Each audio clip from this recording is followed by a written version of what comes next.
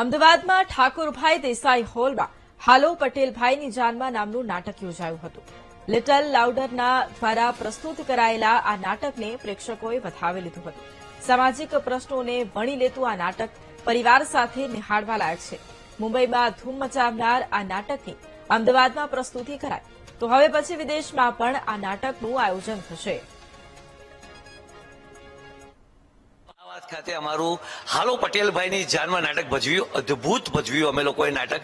આ લિટલ લાઉડરના કૃષ્ણાબેન પંડ્યા અને આરતી પ્રોડક્શન આરતીબેન સોનીએ પ્રસ્તુતિ કરી હતી.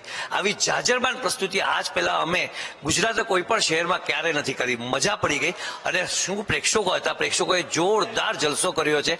હસી હસીને લોકો ગાંડા થઈ ગયા, બેવડા વળી ગયા અને આમ કે વન્સ મોર કરીને થાકી ગયા. અદ્ભુત અમને રિસ્પોન્સ મળ્યો છે.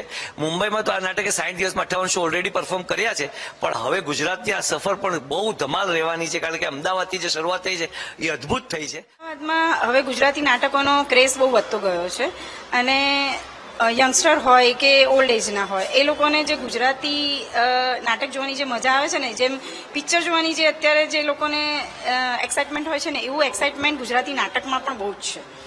એ નાટક માટે થઈને અમે તો ઘણી બધી ઇવેન્ટ્સ કરી છે, જેમ કે મ્યુઝિકલ નાઇટ છે, મ્યુઝિકલ હાઉઝી છે, કોન્સર્ટ છે.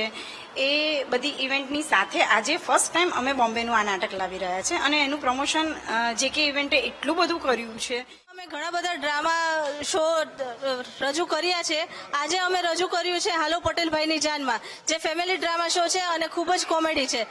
ઓડિયન્સનો પ્રતિસાદ ઘણો સારો હતો, એટલે હવે ભવિષ્યમાં પણ અમે આવા કોમેડી ડ્રામા અને ફેમિલી શોઝ ડ્રામા લોકોને રજૂ કરતા રહીશું, લોકોને એન્ટરટેન કરતા રહીશું.